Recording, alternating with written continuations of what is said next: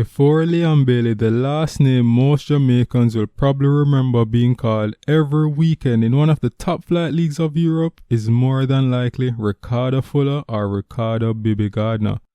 There might be others, but those two were homegrown and made the leap into the Premier League and didn't just become a novelty for diversity, but was an established and respected player in their squads. So much so, Fuller is regarded as a Stoke City legend to this day.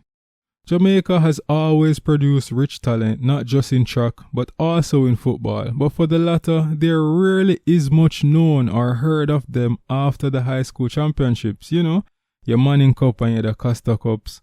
So why aren't more Jamaican footballing talent making the leap into Europe's top flight? Today on The Lair, I'm going to research far and wide through the Google libraries as I seek to find an answer to why our country's most talented footballers often fade into the annals of history far before their prime. Let's get into it. So make we kick it off like a ball, no? Yo, come chill with the beer with the controller. Not a baller but love play FIFA. Whooping on the mid so we score goal, yeah. Yeah, the man like the card over. Bust one, not two, but three step over. Bust in a minute, get vexed. What's next? Just blame FIFA. Yo. Trevante Stewart. Who is he and why is he important?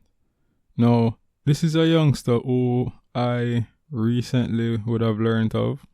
I guess for those who would really be following the local Premier League, you would have known about his feats over the last 2 seasons. I think he's been at Mount Pleasant from the 21-22 season. Right, he joined Mount Pleasant in the 21-22 Jamaica Premier League season. He was joint highest goal scorer in the 22-23 season with 18 goals. Sorry, not the joint highest goal scorer, but the second highest goal scorer. And he has scored 30 goals in 66 games in the last season. That's kind of impressive. He's only 23 years old and I guess you could say he's the first. No, he's probably not the first, but he got signed to a Serie A side. Right, so Trevante Stewart would have signed for Salernitana in the summer. It's an Italian Serie A side which I found out they had relieved their current coach and have hired the services of Inzaghi. You know, the same Inzaghi who win World Cup with Italy in 2006, and so our young starlet now has to adjust to a new coach in trying to break into the team. I think he would have gotten some minutes so far at being at the club. So we hope that he continues to progress. But who is he? So I guess for many of us who would follow like Manning Cup or the Costa Cup, you probably would never have heard of him because as a youngster playing for Innswood High, it wasn't in Manning Cup. He did go to Charlie Smith, play for a year, but that probably wouldn't have been enough, especially if it wasn't like a very impactful year. So he's practically flown under the radar. Pretty much almost like an Asafa in a sense. You know, when you consider our local context, high school football is like king. It's almost like track and field. You know, you have your champs. It's like, if we don't hear about you at that level, no one is really expecting anything from you after that. Clearly, that's not the case because many have come and shown that, you know, we can ascend to higher levels even post the high school level and in a more substantial way. In one sense, one could say this is another scenario of that. He has had a short, even local Premier League career, but it has been impactful, and I'm going to say that the efforts of, I'm presuming, his agent, Kevin Cowan, as well as the work being done by the professional football Jamaica and the clubs themselves. Cause Mount Pleasant, from doing some reading, Mount Pleasant started, what was it, 2018? I didn't save that part of the date, but there would have been a club that would have been established recently, and I think it's around 2018, just before, not like just before COVID, but pretty close to the 2020 period. And so them winning the Premier League last season would have been a big achievement, or a coming to fruition of the work that would have been put in up to that point. And to cap it off, they would have had their top player now being transferred to deliver his services in the Serie A. This is extremely big for Jamaica. And Owen Hill of the PFJ, the Professional Football Jamaica CEO, would have said, we definitely will see more talent being exported. It's not a one-off. It's part of an overall strategy. So there clearly is a move afoot locally to try and commercialize our football. Merchandise, increasing in the betting activity and the sporting events, increasing in fans coming out to watch the games. There is now a shift to focus on the home games and not just the playoffs. Mr. Hill would have mentioned, when they had some of the playoffs match at Sabina, you could see the turnout was impressive there, but they want to transition that not just for playoff games, but to have that type of frenzy and energy being replicated in weekly games, regular home games. You have your stadiums being packed out, viewership numbers and your stations that you're showing the games on going up. These things will help to increase the brand of football that we have out here and put more credibility on what's happening in our leagues out here, as well as with everything increase revenue. So Mr. Stewart is important because he now represents what several years ago Bibi Gardner would have represented for Jamaica.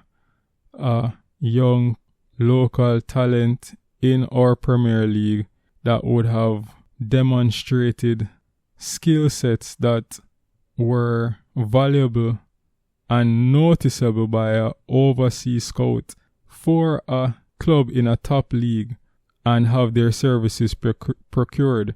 Now, with everything, the more talents you can have being procured into these top leagues, it's going to shine a light on your country. As we see with Brazil, it doesn't matter. So from a layman perspective, you could say the average Brazilian would get picked up faster than the most talented Jamaican just because he's Brazilian. The reputation of those that would have preceded that young man would have established a standard that would suggest or give the perception that these players should be able to do a particular thing. These players should be at a particular standard. So even if they weren't initially, the cloud of what would have happened before is enough to make a scout look and see and find out what's really going on here. And for us in Jamaica, we need more Trevante Stewarts to transition from our local league, from our high schools, from these local, I'm going to call them institutions, into these international markets, leagues, not just international sources, because some may jump up and say, but we have whole heap of Jamaicans playing in the MLS and 1 and 2 sprinkle in Egypt and maybe in some lesser known European countries, Romania, I don't know. But that's not going to be enough. Russia, we have Shamar Nicholson, who I'm not sure if he's still playing there, but he would have been, playing in Russia at some point. So we have players who have always been in Europe, but do we have players who are playing in the Premier League? Liga, even though that, people will say what they want to say about the French league, including myself. Serie A, do we have players in those leagues? La Liga. Do we have anyone in La Liga? It's 5. I don't know. I'm not remembering the 5th right now. I'm not going to say these that I'm mentioning are in the top 5. But, Bundesliga. Do we have anyone in the Bundesliga right now? What about Eredivisie? That's not a top 5, but that's a league that is known, What about the Portugal League, Liga NOS? So the point is simply this: we need players in those leagues. Those leagues that have a profile, those leagues that have eyes, viewership is almost like you're going into social media marketing, because that will in turn put the spotlight back on us. If you just so Trevante Stewart is the model, is the archetype. He himself isn't, but he represents the archetype of what we would want to see happening more frequently in our league. And I want to use this example. Just imagine, or just look at our track and field. So for many years, people would have known, Jamaicans were pretty quick, we're pretty fast, right? But we've never really had true dominance on the international stage. Merlin Attis, the guys that came before Asafa and Usain Bolt, they never really had that international dominance. But you see, once Asafa, Usain, those guys that would have come around that same period that would have made up that 4x1 team, once those guys came on the scene, Shelley and Fraser, what you saw happening to Jamaica was that now more eyes were looking at us. Not just looking at us because we did reggae and we're known for Avarasta and everybody know for smoke weed and dancehall, but people started looking now and looking seriously because they were saying, this guy is really fast. He doesn't train overseas. He has a local coach. These two guys run really fast. They're dominating records, breaking records, season in, season out. They don't train with an overseas coach. They're local in every sense of the way, in every sense of the term. Why? How is this? What's going on? What's the youth program like? You see, when everything is always going to point back to the youth program, the development as a youth coming up, your technical skills, your foundational, the fundamentals. What was that like coming up? What's the program like in the country coming up? And naturally, with those questions being asked, especially by scouting agents and those coaches who want to improve the teams in their countries, they're going to look at our high school and maybe to some extent the primary prep, but they're definitely going to look at our high school programs. And what comes to mind right off the bat? Champs. So it's the same thing that would happen with football, which is why I've always said, whether you like or dislike Leon Bailey or you think he's fit for the national team or not, his success in the Premier League not only benefits himself in terms of the direct intrinsic value that comes to him, but it benefits the country at large. Even though he didn't necessarily come through the ranks of your Manning Cup or whatever, or the local Premier League, he's a locally grown talent that got exported very early, and that's also an avenue that our sport can take. So that's why Trevante Stewart is important. That's why his success in Serie A is important, because before him, I don't think we've ever had anyone for Jamaica playing in Serie A. So this is also representing a type of an expansion into new territory, right? And Serie A football is slightly different from the Premier League, So a physical, bruising, but accurate type of striker could do well in the Serie A. And, some of our strikers sometimes tend to be very physical.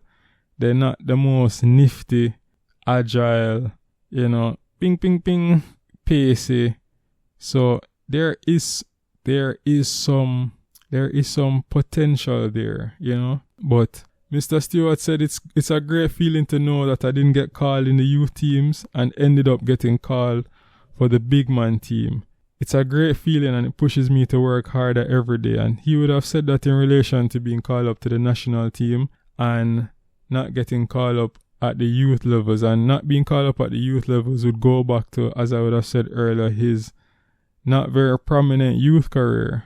And so the work that he's been doing since breaking into the local Premier League has definitely been rewarded with call-ups and a contract with a Serie A side.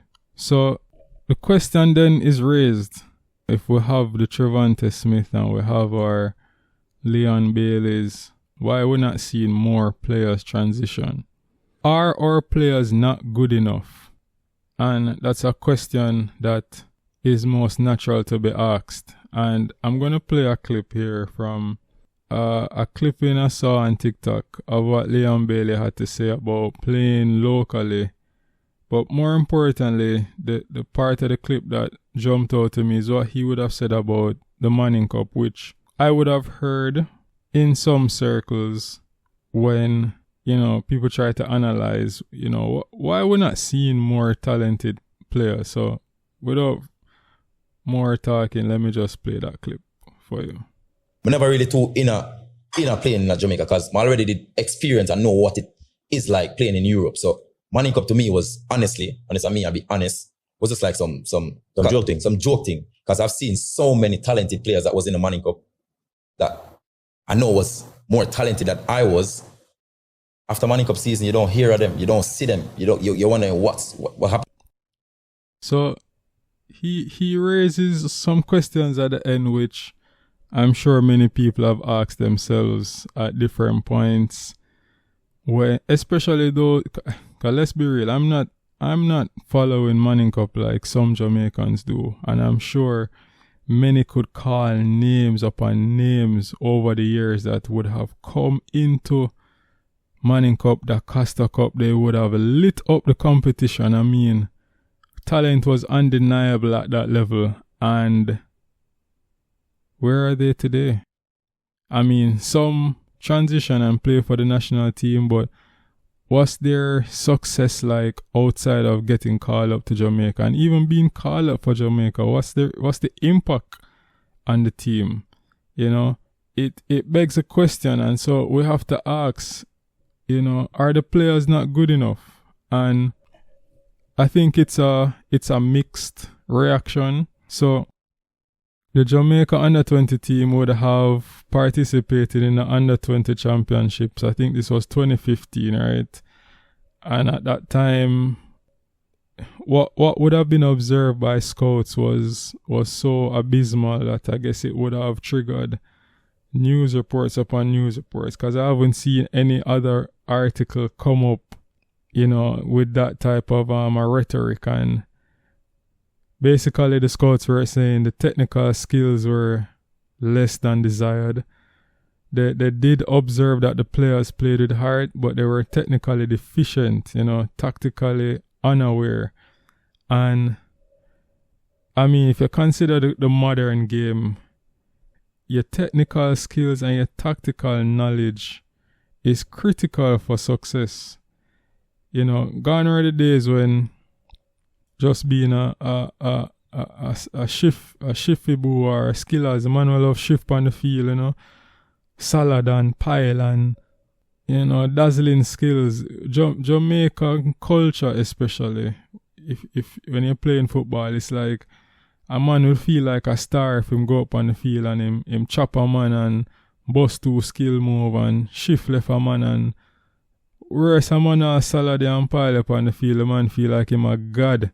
All if him get a open goal and kick it away, nobody can take away from the man, say him go out there and him pile all of youth there, and right there, so it's like the biggest thing. So even locally there has been some misappropriation of value and certain attributes of the game, and I think we are reaping the fruits of that. Maybe it is just our love for the game and the influence that Brazilian style player football has had on our country, because that's kind of how the Brazilians play, or at least growing up that's what we would have been used to, but they had the effectiveness of scoring, I haven't really seen any effectiveness of scoring in all my years of watching the Reggae Boys play. Yeah, scoring goals for us is something that is a rarity, and we concede goals in a heartbeat. And so somehow there is some disconnect with this ability to do those type of skills but still be effective. And yeah, you can't play in the modern game and not have technical skills. You know, your control, first touch, being able to have good passing, one touch passing and stuff like that. Sometimes we will notice, even when watching, that our players don't seem to be as technically sound. The touch is poor. Your control, the control touch, same thing, is poor. Your decision making, your accuracy with your shots and your passes, it's much to be desired, and often quite frustrating when watching the team in the past, you know, seeing those type of things and seeing that there is a potential, seeing that we would have raw quality, but some refinement is needed. And I think if you're not seeing that refinement happening at the foundational ages, it's going to be difficult to get it when you start it in your 20s and your 25s, and oh my God, when you're hitting 30s, at that point you're looking towards a retirement phase, depending on which part of the field you play. So yeah, it not good enough is a question, and one could argue in 2015, I don't know how true that may still be today, 'cause like I said, there has been changes that's been happening. That's why we have a Trevante Stewart today. That's why we have a Dejan Whisperer Richards today. You know, another reason that may add to the question of not good enough players, or are the players good enough, is poor pitches. Now, this is something I've always heard, and not just heard, I've seen. I mean, if you know some high schools feel in Jamaica, like look at Arden, for example, it's crazy.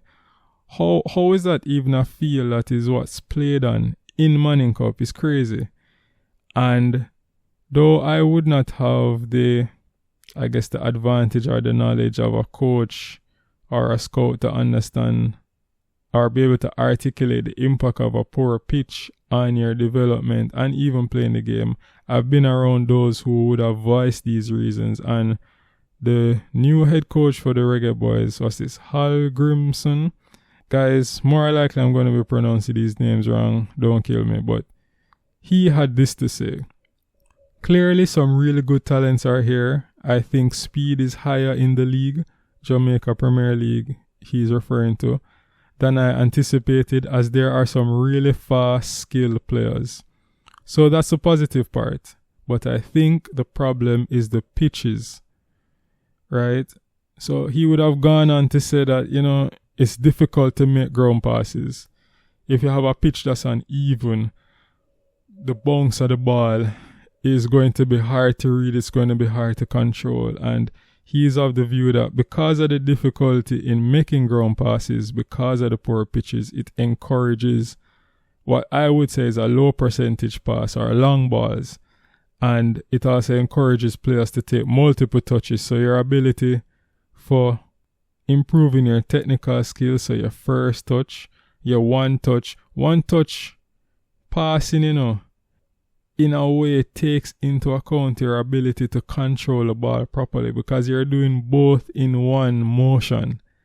You know, you're controlling and directing the ball where you want it to, with the pace that you need for the distance that you need it to travel in one motion.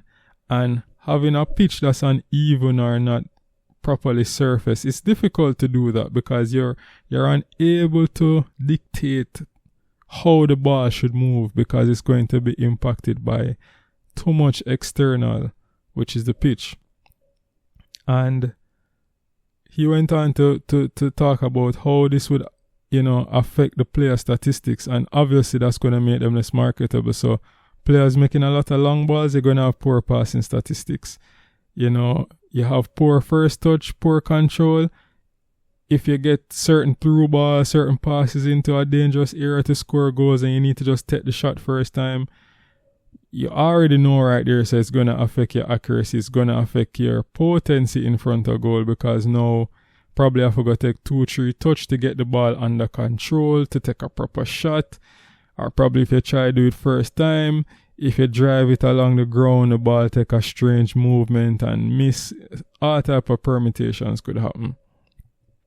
And I think a poor pitch is something fundamental that administratively should have been addressed. I mean, even at the school level, if it was to impose that, especially the traditional schools, that all traditional schools have a pitch of a certain standard, and you probably establish a couple neutral grounds with good pitches, so schools that aren't able to, invest in having a good pitch, you play their home game matches at these neutral grounds.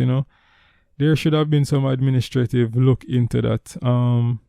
So there is some accountability to be had on the administration, not just in terms of development of pitch, but also development of talent. And I was not aware, I didn't remember, but in 2003, the president of FIFA at the time would have visited Jamaica, that's Sepp Blatter, and they broke ground for what was supposed to be the National Football Academy and Training Centre in Portmore, St. Catherine. Now, this was funded by the FIFA Goal Project, and the whole point of this was to help develop the skill gap, or to shorten the bridge of skill gap in developing countries. But, somewhere along the line, this kind of fell through.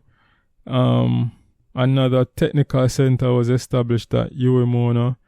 I can't say much for the impact that has had on the football development in Jamaica, but if we're to go by what we're seeing coming out of the country, that might be very telling.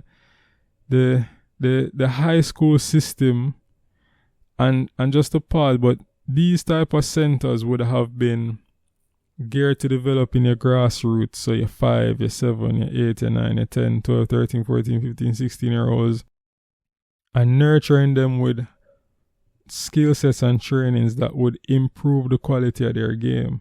I think in Jamaica, we depend a lot on what happens at the high school level for the training and the quality that comes out. And there is no set criteria, I believe, for the coaching standards that are given at this level. So you see, there's a lot of room for things to go left or right for a segment of our infrastructure that we depend so heavily on. But is it really that it's a high school system that is the production mill for our talent? Or is it that it's the same, or some long-standing Premier League clubs who have under 15s and under 13s and under 18s, that their coaches are training those guys, and then these guys are going to these high schools and making these teams better? Or is it a bit of both, and it's hard to really say who to give the crown to? I'm probably going to say it's a bit of both, but one could argue it's really the high school system, because that's where you spend most of your days in the week. It's almost like, do you give the school teacher the credit or the extra lesson teacher the credit when a student does well? Yeah, you would have to get really into the nitty-gritty of it to determine who is really the one that's having the impact to have players do well. But the fundamental point is that there isn't, outside of these systems, there isn't really strong established structures that are helping to rear and develop our youth, and that's also affecting us. When this would have been raised in my circles, why we're not seeing more players being exported, and one would have raised Almiron and said Almiron played in the US, and I would have said, but how many players from the MLS during Almiron's tenure, and at the point at which he would have made the move to the Premier League, how many from the MLS would have transitioned to the Premier League? Again, Almiron would have been like a one-off scenario. And at the time, I would have said that I think for Jamaica, one of our biggest things is that I don't think there is a system that is marketing or trying to get our talents into the right places. And there could have been some naivety in saying that. There's definitely ignorance in saying it, because I'm not in the local scene from the coaching side. I actually don't really know exactly what's happening. But I would have read something that the owner for Phoenix Academy, Craig, his last name is evading me right now, but he would have made a comment which it piqued my interest. He was speaking about, I guess, other academies out here that I didn't know were carrying footballing talents overseas to play games as part of a whole move to get players into footballing programs at an early age, scholarships, etc. And he was saying that he believes that there is efforts being wasted on certain markets, i.e., I will say the MLS market or the US market. And he was saying that there needs to be more push to get more engagement with certain top European markets. Now, top can be relative, but you have to remember, you're talking about 13, 14-year-olds, 15-year-olds, 16-year-olds, and being in countries where they're getting training and exposure that's helping to highly refine your technical and tactical ability as a player, and you're doing this from early. So, Holland, Belgium, I don't remember what other countries he would have referred to, but, playing games in these countries, exhibition matches with, Phoenix Academies, probably best 11 against, the different clubs in Europe coming and meeting at that point, and establishing relationships as the head of the academy with other scouts and other programs.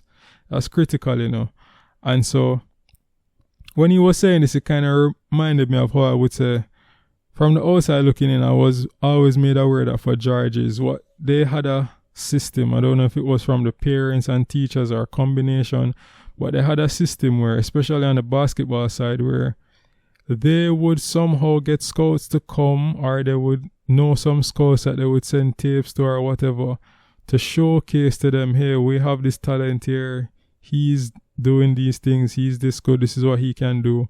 And these guys would get scholarships to go and play in the high school systems abroad, and that exposure could change their whole lives. And I always found that interesting, and I always thought that was good, and I believe that there just wasn't enough of that happening locally, because I think we have a lot of talent. As you would hear Leon Bailey say, you have guys that were better than him, that played in Manning Cup and probably the Costa Cup, but where are they now? Champs track and field is the same thing. You have so many every year, so many talents, most of them dominating, and you rarely hear about a lot of them doing much after high school. And the youth programs are fundamental to why that is. So yes, the players are good enough, but they aren't good enough. And if you understand that, you understand life. It's never just a clear-cut thing with life. It's colors, and I think our situation is like that. And there is this quote from Tommy Smith. He was a ESPN analyst, and he would say, we just don't have the amount of players. So he's speaking not just about Ireland, because that's where he's from, but also Jamaica, because he's giving his point on Jamaica. So he's saying we just don't have the amount of players coming through the system to have enough good players at any one time, and so we will both continue to struggle for the most part in international football. And I think that is summing up where we are with that. There's just not enough talent at one time coming through that's able to break through, and that's really what we want. That's why Trevante Smith is important. That's why Leon Bailey is important. That's why Dejan Richards or Whisperer is important. If these guys can do well, and your Phoenix Academy and your Mount Pleasant and their academy and other academies and other under 15s and these different institutions raise the caliber and continue to raise the caliber of what they're doing and trying to expose young talent to better resources to improve their skills. Down the line, we could see a lot more Trevante Smith, not just one, and that improves the product for our football, because now our national team has higher quality talent to pick from. We don't just have to run go England now and be digging through the crumbs of League 1 and League 2 trying to find somebody that has a great grandfather or great grandmother that was Jamaican, but they're so removed right now. All I know is that none was Jamaican, but they have, we don't need to do that. And this is no shade on the players that we have gotten from England, because I followed some of them, and I'm actually heartwarmed at the love and appreciation that they have for the country and for the culture, sometimes probably even more than some Jamaicans themselves. But Jamaicans, sometimes we go and we find some players, man, that one has to wonder which part these guys come from. They're probably playing Sunday League, but we value that so much more than our local talent that we would go that far. You get me? But in spite of all of this, I think the reggae girls bring hope. And that's kind of random, but think about it. What the reggae girls have done over the last 2 World Cups for them has shone a light on Jamaican football, not just from a woman's perspective, but even for the men. And from the women's perspective, it's shone a light where you may potentially see more Khadija Bonisha coming through the ranks, and that can only spell good things for our football. It's the attention that's now being put on the country. And if those things are managed properly, we could get donors, investments, we could get more individuals like the one who started Mount Pleasant coming to Jamaica, wanting to establish a footballing center that helps to promote and to produce high quality talent. Right? All of these things are foundational in establishing, hopefully down the line, years from now, when scouts want a bruising centre back, they think, Jamaica always producing some really powerful centre backs. Or scouts want to find a pacey winger. They're like, no man, Jamaica always have some really fast and nifty wingers, very good dribbling, very good control, able to dribble and beat 1 and 2 players. If you're trying to beat the low block, you can't pass your way through it. This guy can give you space because he can carry the ball wide. He can beat 1 and 2 defenders, pull defenders with him, create space for those other players to run into the pockets. It's powerful, man. And so that's why the reggae girls bring hope. We need success like what the reggae girls have done. We need more of that. And this success shines a positive light on the country and will undoubtedly turn more eyes, especially scouting-wise, to the country. In likewise, Dujan Richards, Trevante Stewart, Leon Bailey, I've said these names throughout the pod, but these guys, we need them to shine in the top leagues. We need them to break through and to make moves and to break down barriers, because that opens the room for more growth locally. In the meantime, the JFF and other relevant stakeholders, they need to continue to invest. Not just invest, but they need to establish a systematic change which ultimately will enable the exporting of more talent. So, better pitches, improving the Premier League quality, not just on the production side, but also in terms of the caliber of players, the caliber of life that a Premier League player gets. And the two go hand in hand. If we increase the product, that increases the revenue, which in turn will increase the quality of life the players get, because then there's more money for you to pay the players better wages. And so we need these 3 things to continue to move forward in the right direction. And once this continues to happen, there is no doubt we will definitely see more players being exported from Jamaica into Europe's top flight. This one was a bit longer than normal, but if you made it to the end, I love y'all. Let me know your thoughts at grizz.ends.